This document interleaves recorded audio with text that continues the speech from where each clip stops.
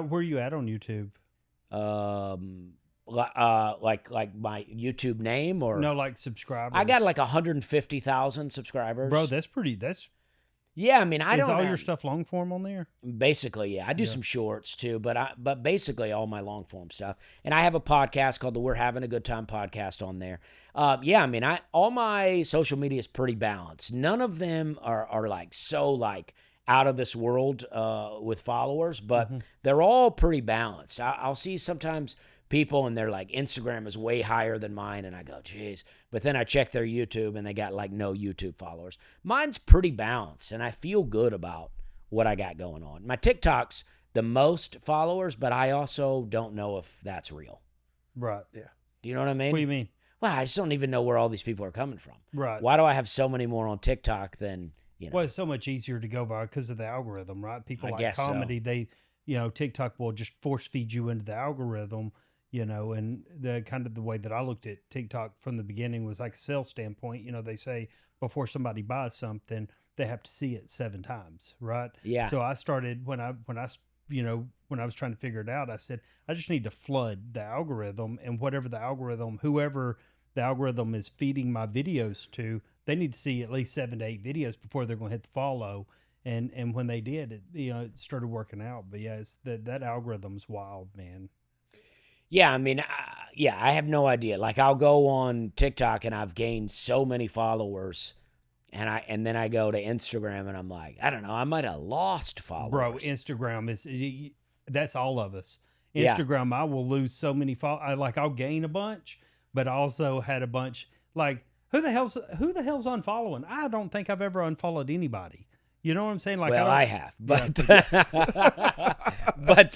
but yeah, no, I know what you mean. It's like, he said I have. especially when you're just I kind of like, I don't want to like surprise people with something. I don't want you to follow me for this, and then all of a sudden I'm posting that like something, like I want to change it up, give you some different kind of content, but in the same realm of, so it's all comedy. Yeah. Right. I don't want to hook you in with comedy, and the next thing you know, I'm political yes, or whatever it might be. or anything, But I do try to mix it up a little bit. I try to do some gardening stuff too, but like funny gardening things. Yeah. Because I like to garden, and I'm just like, who else is giving you comedy and gardening? Yeah. I've always wanted to do a cooking show that, like, I would get like A5 Wagyu beef from Japan or something, and I'm cooking it like well done with ketchup, and I'm being very serious about it. Like, this is how you're supposed to cook this steak. Yeah. And this is what you want to pair it with. It's like Lay's potato chips. You'll probably get followers because they think it's a good idea. I used to work at a restaurant. I had these guys come in, and they were like, what's a good fish? You were on a good tasting fish. And then I recommended it, and then they got it fried, and then they wanted yellow mustard to dip it in. I go, you could have got any fish on the menu. Yellow mustard on fish? It's the only people I've ever seen do that. Yeah. That's wild. It's like mustard's great. You ain't never dipped catfish in some yellow mustard? I haven't. Oh, Lord, man. Is it good? Yeah, fried catfish with some yellow mustard. I like eating the tails. I do too. The tails and the... a real crunchy tail, like chips. So put some salt on it. Lord have mercy. That's good. But it's like, I don't know what people are doing out here sometimes. I go, do you like the way that, like, people love sauce? And I go, you don't like the way the food tastes? You just got to have so much sauce? And I like sauce, but like, when it comes to a steak, this redneck right here is dipping a tomahawk over at Hall's in ketchup. And I was like, they have good ketchup. Like, they have the fancy ketchup, yeah. a little bit of, overload it with sugar. Man, ketchup on steak is fire, bro. Hall's Chop House has one bottle of ketchup in that whole restaurant. I gotta because think nobody's ordered ketchup. Yeah, I would think Hall's would not have it at all. They did. I would think they would ask you to leave. They brought it to me in like this goblet. Oh yeah. And she was like, You want ketchup for what? And I was like, my steak. Yeah. They brought chopsticks out for Andy. For his. And soy sauce. You got soy sauce if you're wondering. Yeah. So it was. Well, I mean, they got everything. They got everything over there. Now, whenever we go somewhere with Andy, I'm like, hey, do y'all have chopsticks? And they're always just like. A guy told me that the majority of sushi restaurants are owned by Korean people, that there's not a lot of Japanese people that even live in America, and that the majority of sushi restaurants are owned by Korean people, and that in Japan, if you eat sushi with soy sauce, it's really offensive. Really? Because they really take a lot of pride in the way that the sushi tastes, and if you're using soy sauce, it's offensive. I like to put my wasabi in the soy sauce and mix Me it too. up. I'm like, I don't think that's offensive in Nashville. No, in Nashville, I think you'll be fine. I think they prefer it. It's socially acceptable. Yeah, Here, they you go can't- put the wasabi on there to kill the bacteria that's in the that's fish. catfish in the there. raw That ain't- fish that's gotten to you. That ain't good fish. By the time you get raw fish to the middle of the country, Yeah, yeah. it's been through something. I poisoned everybody at my house several years ago. I was trying to make ceviche, and I don't guess I knew how to really make it. I used you're supposed to put raw fish or shrimp and let the juices of the citric juices cook it, but I didn't know that you needed fresh raw fish, so I bought fish in a package. From Winn-Dixie. Dude, hey man, everybody was sick. Like we all had to go to the emergency room.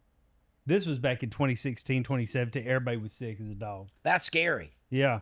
Yeah. Yeah. that many people trusted me. My brother-in-law had a friend that ate oysters in Louisiana and almost died. Yeah. He was sick for a really long time. I love eating raw oysters. But I don't think I would do, like, I was just in Mississippi. I was in Biloxi. Loved it. Had a great time. Had a great time. But the water in the ocean in Mississippi is really dirty because the Mississippi River dumps out. So I started looking at the Mississippi River. It runs through the entire country, and like 7 other rivers connect to it before it dumps out into the Do you ocean. know how much sewage is getting dumped into that shit? I mean, that's why nobody ever talks about the beaches of Mississippi. No. Yeah. No one's ever like, I went to the beach in I went to Mississippi. Biloxi. Yeah. Yeah. Yeah.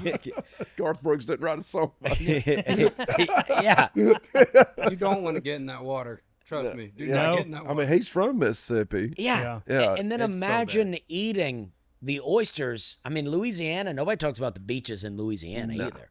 Yeah. Well, we always, growing up, we never took beach vacations.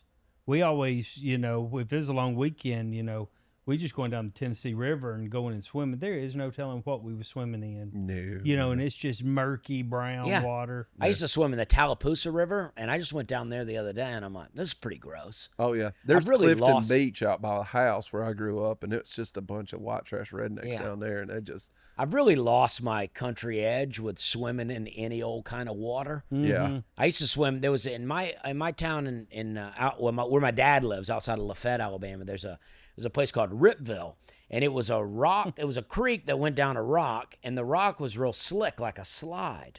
So you get on this rock, you slide down into a pool of water. It's like a nature-made water park. And then there was a rope that you would climb back up, and I remember going down at first one time, and then there was a snake wrapped around the rope. Yeah. And then my buddy just threw a rock at the snake. It swam off, and then we swam there all day. And it's water moccasins. Yeah. These things kill you. Yeah, I might not ever go back there. Right. But as a kid, we just kept swimming. Yeah. We were like, oh, it's What gone. happens is the older you get, you value life a lot I more. think so. It's like I got something to go home to. Yeah. You know what I mean? Yeah. And the home's pretty nice. Yeah. So like I want to keep going back. I'm right there with you on that. Yeah, but I mean, and there is a place called Chewalka. That may not be how you pronounce it. Chewalka. It's outside of Auburn, National Lake or whatever. I don't know what you call them, but it's a park. And they had you have to swim out to a little platform where they have some diving boards, and they had a high dive. And I used to like to jump off in the middle of the summer, jump off, do a toothpick, and you would go down to the bottom of the lake, and your feet would touch that mud, and it'd be real cool. And I love cool. doing That's that. where the flesh-eating bacteria is at, Yeah, I love doing that. You sink down in it a little bit, and then you swim back up. See, That flesh-eating bacteria has gotten me paranoid to even get in the damn water down there. Dude, well, especially in the intercoastal waterway, not the actual Gulf. But you hear several cases of that every year. I'm covered by the blood, so I'm good. Yeah, I mean, it's all fun and games till you lose a leg. But Yeah, we Gulf had Shores. It was the whole time I was there. I got stung by a jellyfish every day. I mean, I was there like 3 days. Every time I got in the water, I got stung by a jellyfish and little bioluminescent little just stings the whole time you're in the water. I would have peed on you. Yeah, well, I appreciate that. Yeah, you're welcome. But I just was like, kind of friend I I got am. this is my beach vacation. I'm not gonna let these hold me back. we had a river down by the house that we would go jump off this rock into the water too. Oh yeah. And you have to go through the woods, little trail and everything. We're barefoot, kids on bicycles and everything. And it's about 100 yards into the woods. And we're doing this. And then all of a sudden, like the next summer, we go out there and somebody goes, man, we can't jump off that rock anymore. I said, why? I said, man, somebody threw a washing machine in there. And I went, how the hell did they get a washing machine down here? I was like, it's 100 yards off the road. Wouldn't it have just been easier to haul it to the dump? I'm just sitting there thinking, who in the world brought a washing machine And down here and threw it into what about the washing machine makes you not be able to swim in there? Because if you jumped off that rock, you you're going might to end up hit hitting it. that washing machine now. You know, we used to jump off and into rock quarries. Oh yeah, And somebody told me one time they dove off the side into a rock quarry, and then went right beside them was a big piece of rebar. Like they just missed it. They just missed it. I was like, that's terrifying. yes. Can you imagine? What a way to go. God, As a shish kebab. I know. And somebody's go down there and get you out. Man. And I never dove. I was always a jumper, but Me not a too. diver. I'm not a- So can you imagine? No. It just goes right up you. Ugh. Maybe not even kill you. Just you're There just you stuck are. there.